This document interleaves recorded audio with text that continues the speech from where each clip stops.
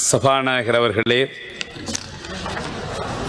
பின்வரும் விடயத்தை கௌரவ புத்த சாசன மத மற்றும் கலாச்சார விவகார அமைச்சர்களின் கவனத்துக்கு கொண்டு வர விரும்புகின்றேன். தங்களது அமைச்சின் கீழ் இயங்கி வரும் முஸ்லிம் சமய பண்பாட்டலுவல்கள் திணைக்களத்தின் கீழ் நாடு முழுவதும் சுமார் 350 இஸ்லாமிய தொண்டு நிறுவனங்கள், இஸ்லாமிக் சேரிட்டபிள் ஆர்கனைசேஷன் பல தசாப்தங்களாக கிட்டத்தட்ட 40-50 ஆண்டுகளாக பதிவு செய்யப்பட்டு சட்டபூர்வமாக இயங்கி வந்ததை தாங்கள் அறிவீர்கள். இந்நிறுவனங்கள் நாட்டின் நாடு முழுவதும் பல்வேறுபட்ட மாவட்டங்களில் உள்ள பள்ளிவாசல்கள் மற்றும் சமூக அமைப்புகள் இணைந்து செயல்பட்டு சமய ஒழுங்குகளை பாதுகாத்தல், கலாச்சார விழுமியங்களை நிலைநிறுத்தல், இளைஞர் மற்றும் பெண்கள் மற்றும் கல்வி, விளையாட்டு மற்றும் சமூக சேவைகள், சமூக பிரச்சனைகளுக்கான சமரச மற்றும் வழிகாட்டு நடவடிக்கைகள் போன்ற சமூகத்தில் இருக்கின்ற பல துறைகளில் மிகச் சிறப்பான பங்களிப்புகளை வழங்கி வந்தன.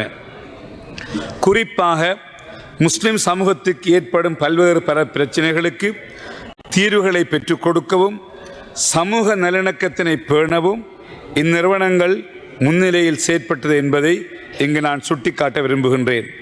கௌரவ சபாநாயகர் அவர்களே, கடந்த 2019ஆம் ஆண்டு அந்த நேரத்தில் இருந்த புத்த சாசன மத மற்றும் கலாச்சார விவகார அமைச்சினுடைய செயலாளரின் அறிவுறுத்தலுக்கு அமைய பதிவு செய்யப்பட்டிருந்த 350க்கும் மேற்பட்ட நிறுவனங்களின் பதிவுகள் ஒரே நேரத்தில் இரத்து செய்யப்பட்டதாக நாங்கள் அறிகின்றோம்.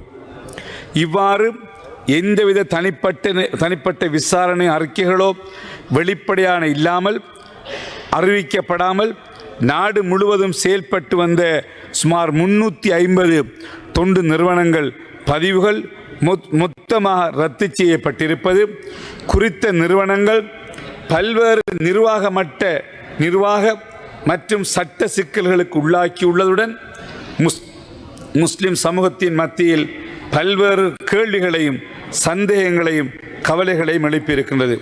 கௌரவ சபாநாயகர் அவர்களே, இந்த தீர்மானத்தின் காரணமாக பல சமூக சேவைகள் இடைநிறுத்தப்பட்டிருக்கிறது, கல்வி மற்றும் கலாச்சார திட்டங்கள் பாதிக்கப்பட்டிருக்கிறது, இளைஞர் மற்றும் விளையாட்டு நடவடிக்கைகள் தடைபட்டிருக்கிறது, சமூக நல்லிணக்க நடவடிக்கைகள் குறைந்திருக்கின்றது போன்ற பல காரணங்களால் இந்த நாட்டின் குடிமக்களும் குறிப்பாக முஸ்லிம் சமூகம் நேரடியாகவும் மறைமுகமாகவும் பல்வேறு உதவிகளை பெற்றுக்கொள்வதிலும் நிலையான அபிவிருத்திகளை அடைவதிலும் பெரும் சிரமங்களை எதிர்நோக்கி வருகின்றனர். கௌரவ சபாநாயகர் அவர்களே, ஒரு சில நிறுவனங்கள் தொடர்பாக சந்தேகங்கள் அல்லது குற்றச்சாட்டுகள் இருந்தால் அவற்றை தனித்தனியாக விசாரித்து உரிய சட்ட நடவடிக்கைகள் எடுக்க முடியும். ஆனால் எந்தவிதமான தனிப்பட்ட காரணங்களும் இல்லாமல், எந்தவிதமான விசாரணைகளும் இல்லாமல் நாடு முழுவதிலும் செயற்பட்டு வந்த அனைத்து இஸ்லாமிய தொண்டு நிறுவனங்களின் பதிவுகளையும் ஒரே நேரத்தில் ரத்து செய்திருப்பது ஜனநாயகத்துக்கு விரோதமான ஒரு செயலாக கருதுவதுடன் குறிப்பாக முஸ்லிம் சமூகத்துக்கு எதிராக இழைக்கப்பட்ட மிகப்பெரிய அநீதியாகவும் துரோகவுமாகவே நாங்கள் பார்க்கின்றோம். ஆகவே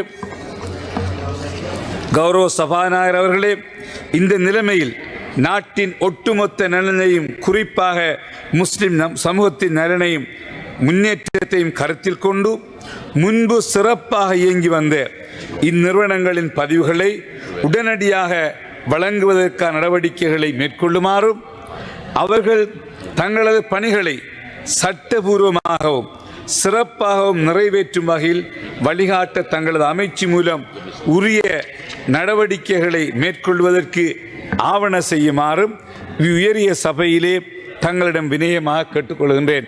கௌரவ சபாநாயகர் அவர்களே, 2019ஆம் ஆண்டு பதிவு செய்யப்பட்ட 350 இஸ்லாமிய தொண்டு நிறுவனங்களின் பதிவுகள் இரத்து செய்யப்பட்டிருப்பதை கௌரவ அமைச்சர்கள் நீங்கள் ஏற்றுக்கொள்கின்றீர்களா?